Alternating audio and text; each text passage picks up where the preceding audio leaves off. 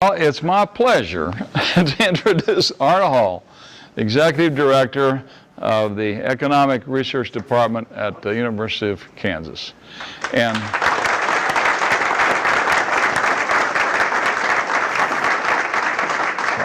let me just tee up a couple of ideas that I think are really important.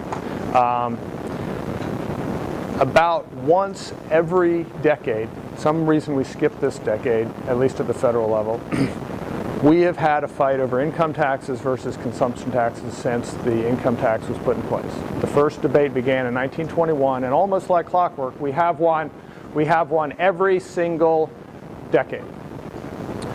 Well, I was sort of front and center to the one in the mid-90s. And some of the things I learned that carry over to today's debate is this. There's a difference between having an efficient tax system and having low taxes. Now, you can have them both, but what too many people sort of mix up is they say, hey, I like the fair tax or I like the flat tax, but we're in the fair tax. Well, I like the fair tax, it's going to lower my taxes. That doesn't necessarily follow. So there's two things to keep in mind, and you know, and this is for analytical purpose when you're advocating. What are you advocating for? Are you advocating for lower taxes? And there's a lot of constituency for that. Or are you advocating for a more efficient tax system? There's a lot of people who like to talk about that. Put their money where their mouth is when it comes to that for the reasons you all just talked about. I've been working, whether you're a business or a lobby group of some type, I've been working forever to get my special deal. I've got it, but in order to get a more efficient tax system, we've got to give up everything. And that's where the rub really comes from. Now, you can have it all, and the fair tax has it all. So let me step back and say, the economic reason, the efficiency reason, from an economic growth perspective, not necessarily administrative, but from an economic growth perspective, creating jobs, mobilizing capital. The fair tax works because it doesn't tax capital investment, and if we did it right in the state of Kansas, it would not tax business. So you're immediately competitive with the Texases, the South Dakotas, the Nevadas, anybody who has an income tax, and then you do it one better if you do it right.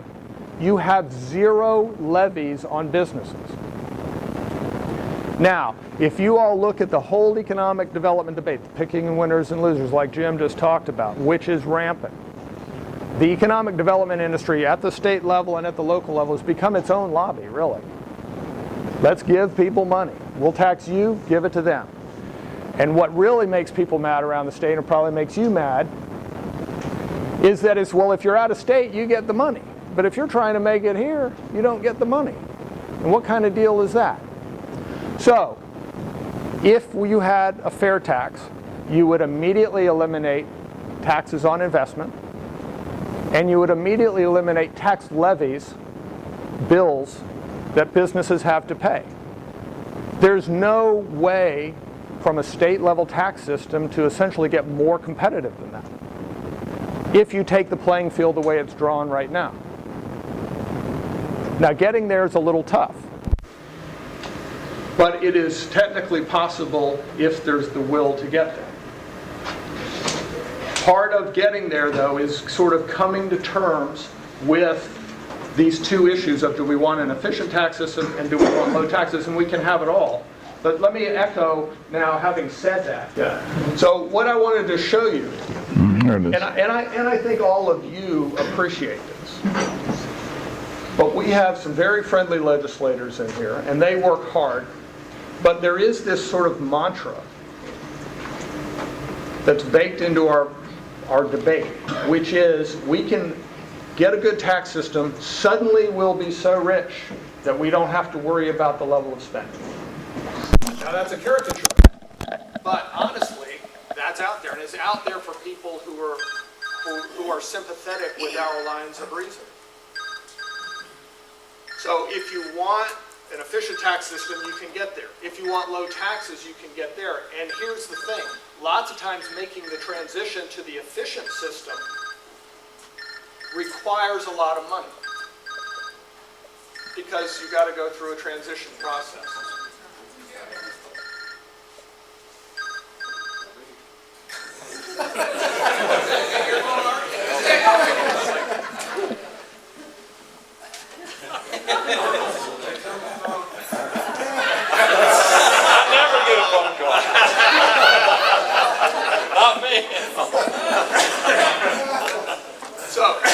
So having said that, and I know most of you know this, but you know, there's an economist that I admire, and he says once, and I find that I use this line more now than ever before, is the job of the academic is to continually repeat the obvious. So, in that context, really, we have a spending problem. And at the state level, we could have a more efficient tax system and we could have lower taxes. Both matter because even if you have the most efficient tax system, like a fair tax, but you have a high tax rate and you're shifting lots of money to the public sector, and the public sector is not using it as smartly as the private sector would have used it, that is going to damage prospects for growth. So the point of this is I wanted to remind all of you, and this is what our legislators dealt with last session, and they're going to deal with again, and they're probably going to deal with again. Sadly, I believe our economy, global economy, is probably flatlining for several years. So this is, in 2009, this is the all-funds state budget, no local government. This is the state budget. And I took key big ticket items just to show you the share, okay? This includes federal money. So that's $13.9 billion. Often you'll hear about the general fund or the total fund. I like to use all funds. I mean, this is all the money that the state is spending. 26% goes to K-12 education. 17% goes to universities. Then we have another 11% that goes to transportation. And then, actually, this is transportation. This is SRS, which is this is welfare, or helping folks who are disabled, and Medicaid. Medicaid is a big part of that bucket. So now, if you take all the federal money out, the state of Kansas got about $3.7 billion from the federal government. A lot of that was Medicaid. A lot of it's in transportation. Okay, you see the shift. So we're over 51% in K-12 and universities. That's where the money is. Now, there's other places for money, too. The transportation budget is $1 billion a year bucket of money. And that could probably be used more wisely. And I feel absolutely certain we could use money more wisely in K-12. But I also honestly believe that everybody working in K-12 believes they're doing the best they can. So how do you resolve that? And so what we need to think about, if we're going to think about tax reform, is we've got to stop just thinking about the tax reform. And we've got to start thinking about how do you actually make smart budget choices? How do you reduce the budget by, let's say, 20%, but you do it intelligently? Because politically, the only way it really works, back me up, okay, we'll do 20% across the board. But we all know that's crazy. That is not the right way to do it. But that's the only thing that works politically. So what are we going to do? Because I'm going back, there is an ethos out there among folks who would be sympathetic with the fair tax that says, we just need to fix the tax system and we'll grow. And that growth, that'll take care of it. We don't have to worry about this problem. And that is not true. And also, keep in mind, the state level taxes, we could do the fair tax for about 8%. Now, that is a nice rate. But it's not like the federal government where they're taxing 35%, where if you chop it in half, we're talking huge money. Okay? So think of a chessboard. Kansas is one of the pieces on the chessboard. We're in control of this piece. We're going to go to a fair tax. We're going to go to a much more efficient tax system. It's going to help. But it is not going to make us Texas for the next 10 years or 20. You see what I mean? So it will help. It's a smart thing to do, and it's worth doing, because economic growth works just like compound interest. If you get an extra half point every year, over 10 years, 15 years, you're talking a lot of prosperity for people. Okay? But it's not like, boom, we did it, it's going to save the day. It's just one of many things that the state of Kansas needs to do. And this budget part is key. My approach, or what I like, and this is not the fair tax agenda, but it doesn't mean fair taxers cannot get involved. There's two major things that I think are good ideas. And I've heard Senator Brownback speak favorably of one of them. He has said we need to do something like a BRAC commission. Now, for those of you who don't know, when we had to close a lot of military bases, one of the best things the Congress has done in the last 20 years is they came up with a process that says, you know, this thing is so hopelessly political, we'll never figure it out unless we hand it to somebody and and keep ourselves from getting to cherry pick the decision. So they set up a commission, the commission gets to make recommendations, then those recommendations go to the president can up or down them or pick, and then it goes to the Congress. And the Congress has to vote up or down, cannot cherry pick. And if one house votes it yes and the other doesn't, still goes. Now imagine that type of process to sort of reset all of state government. We're going to have a commission, or I would actually advocate several commissions, but the idea is what's important, not how it's actually structured.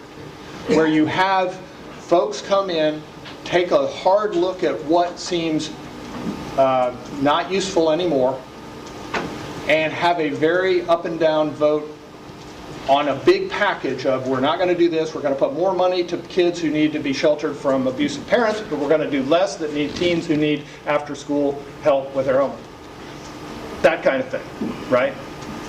And then the other one is something like Colorado's tax and expenditure limit. And that will draw the sharks faster than you can imagine if you start talking about that.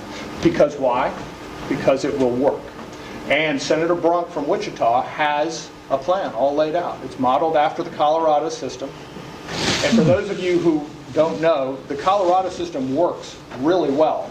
The problem is they also had other referenda that said, well, spending for education has to increase automatically no matter what. So you have one feature of the Constitution here that says we're going to cap everything.